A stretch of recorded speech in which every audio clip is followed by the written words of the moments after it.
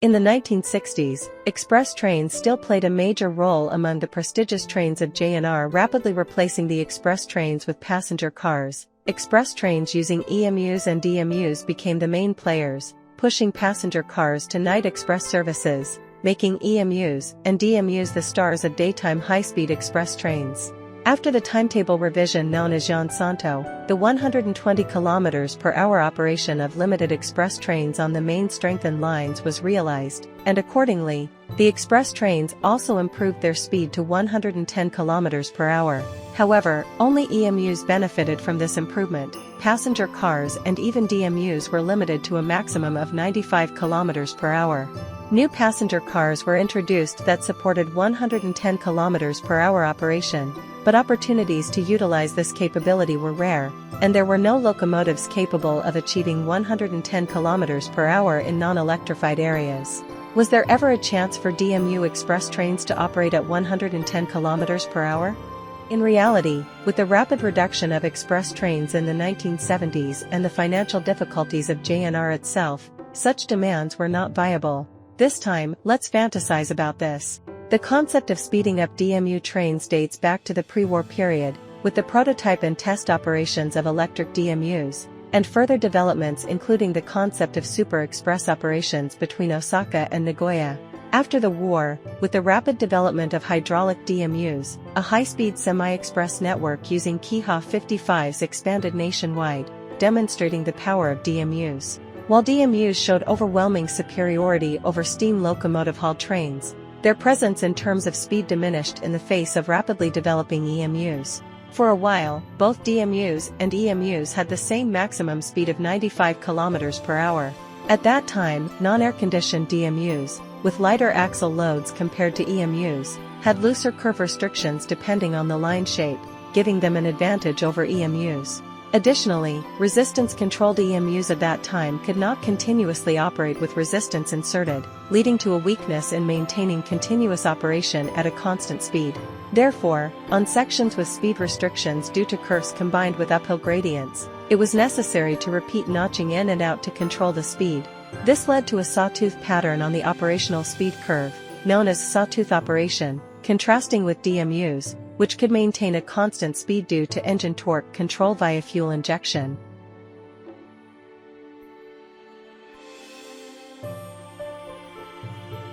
As electrification progressed in rural areas, lines with gentle gradients and tight curves increased, leading to the rare phenomenon where DMUs were faster than EMUs in such sections. However, as track strengthening progressed, the aforementioned maximum speed difference began to take effect. Despite improvements in the performance of the DMH-17 engine, which had roots in the pre-war period, reaching from 150 to 180 horsepower, it eventually hit a ceiling. As introduced in another video, tests were conducted to increase output through supercharging, and later, some members of the DMH-17 group achieved an increase in output to around 300 horsepower. However, they were never adopted for Japanese National Railways, JNR, DMUs. Although the 180 horsepower figure represents continuous rating, if we use the current practice of indicating the maximum usable output, it would be 210 horsepower. This number doesn't seem particularly bad for that time. However, there were few formations with all two-engine cars, and in reality, this meant that it was impossible to improve the maximum speed, both on gradients and on flat lines. Changing the reduction ratio made it possible for express DMUs to run at 110 km/h, but acceleration became weak, and the speed decreased on gradients, making the overall performance disadvantageous. To overcome this issue, the Keiha 60, equipped with a 400 horsepower engine and a two-speed transmission mechanism capable of 110 km/h, was prototyped. With a maximum usable output of around 450 horsepower, it was more powerful than the all-two-engine formations of DMH-17 equipped vehicles.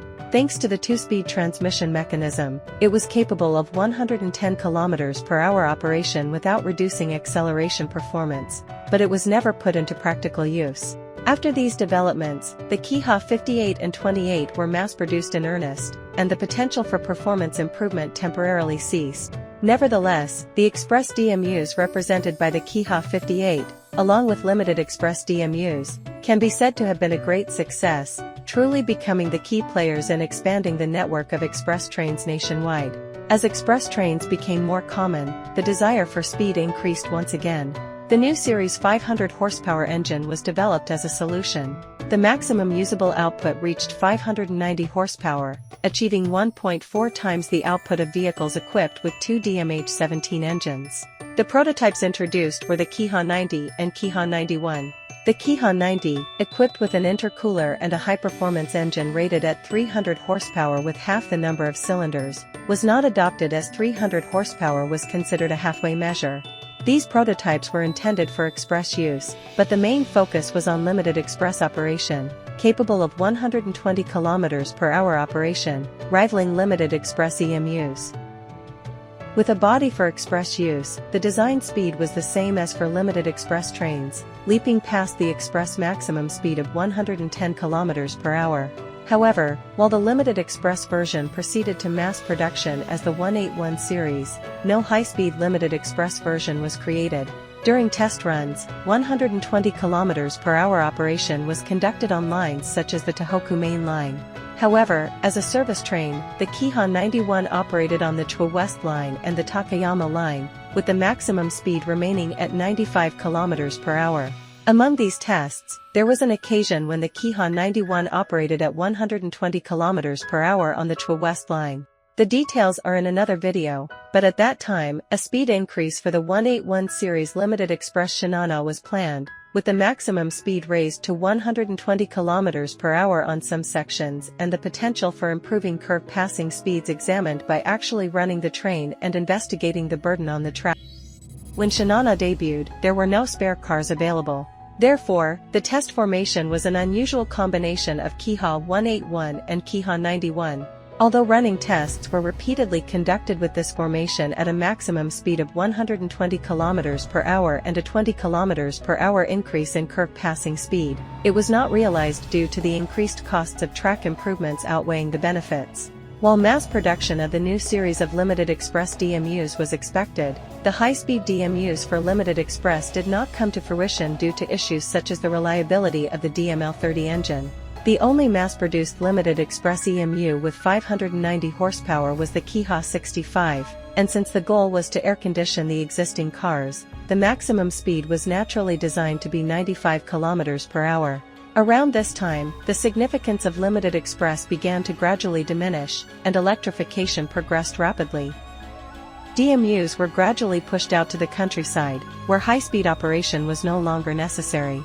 However, some direct trains from major cities to rural areas still remained as express trains, and express DMUs, which could only reach 95 km per hour, were sandwiched between high-speed EMUs, causing track capacity constraints and making them feel out of place. Let's imagine a 165 series EMU capable of 110 km per hour operation to match the 165 series EMUs. This would involve adding a car with a toilet to the Kiha 65 without a power supply engine, creating a hybrid of Kiha 91 and making the green car an equivalent to Kisaro 90. Since many trains operated in multiple formations in electrified sections, a 12-car formation would be used, consisting of 10 motorized cars and 2 trailer green cars. Due to the reduction ratio geared for low speeds, acceleration performance would be slightly better than the 181 series. On flat lines, 110 km per hour operation would be possible even on a 15 per mile gradient, and on mountain routes with many sharp curves, it would be possible to travel at speeds matching the curve passing speed restrictions on 20 to 25 per mile gradients, allowing it to leave behind EMUs troubled by sawtooth operation. However, looking at the reality of JNR's history, the mass production of the new series of high-speed limited express DMUs remains a fantasy. Returning to reality, were there no means to increase the speed of the many DMH-17 engine-equipped vehicles? For 110 km per hour operation, not only would the reduction ratio need to be changed, but the bogies and brakes would also need to be reinforced, requiring substantial modifications. Let's set the reduction ratio to 2.4 for 110 km per hour operation. This value, based on a wheel diameter of 780 mm when replacing the wheels and DMH-17's maximum usable rotation speed of 1800 rpm, would achieve 110 km per hour, significantly lower than the original reduction ratio of 2.976 for Kiha 58. While it was acceptable during the era when only green cars were air-conditioned, with full car air conditioning becoming standard, the basic formation would consist of two two-engine cars and one one-engine car.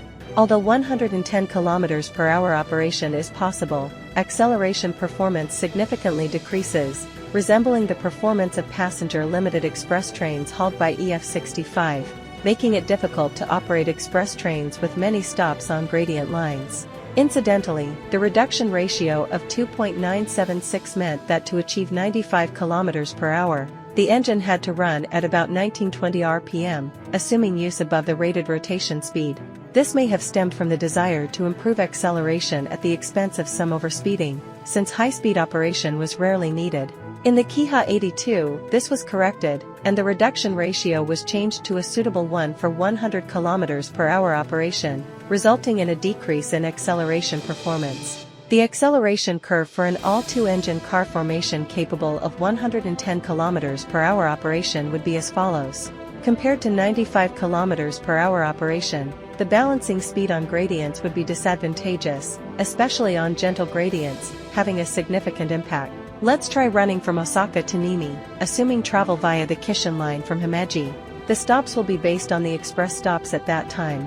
First, the section to Himeji, where the power of 110 km/h operation can be demonstrated. Based on the standard running time calculated at 15-second intervals for the Osaka-Himeji section, the timetable format shows a difference of 4 minutes.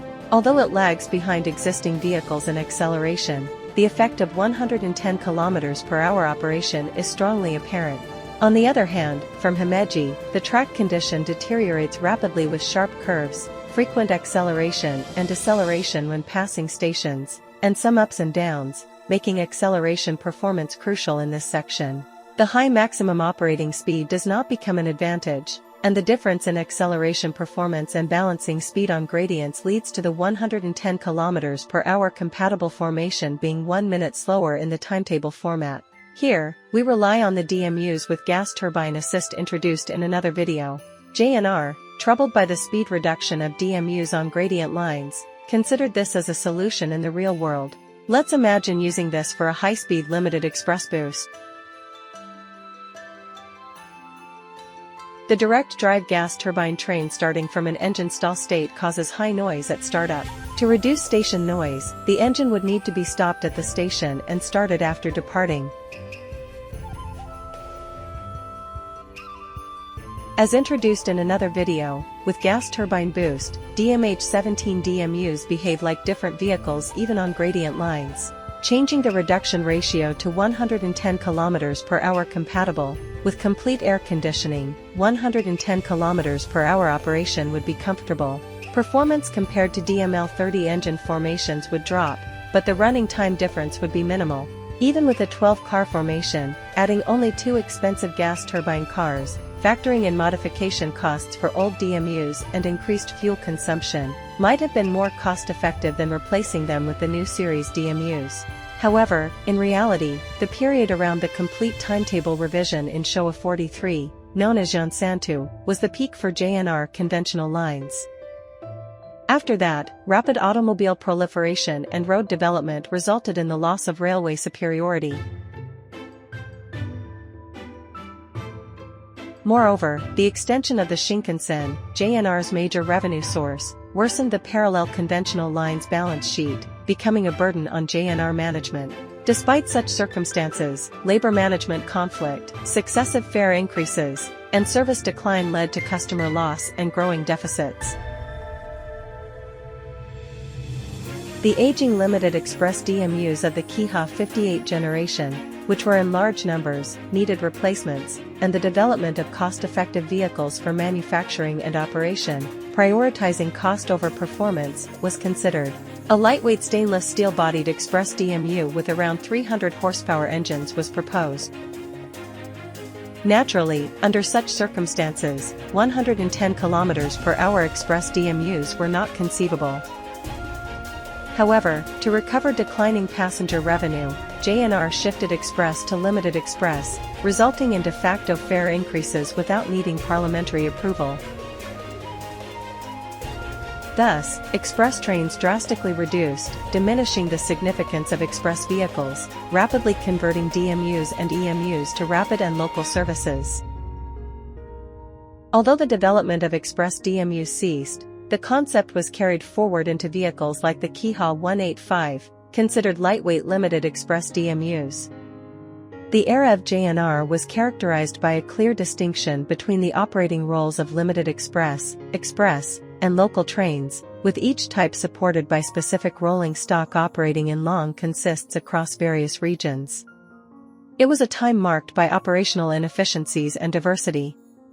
With privatization, the railway industry transitioned to a more rationalized and standardized approach, introducing flexible train formations to better meet demand and aiming for high-speed frequent services. In regional areas, this shift resulted in an operational focus on short-consist limited express trains, heralding a new era of streamlined and unified railway operations.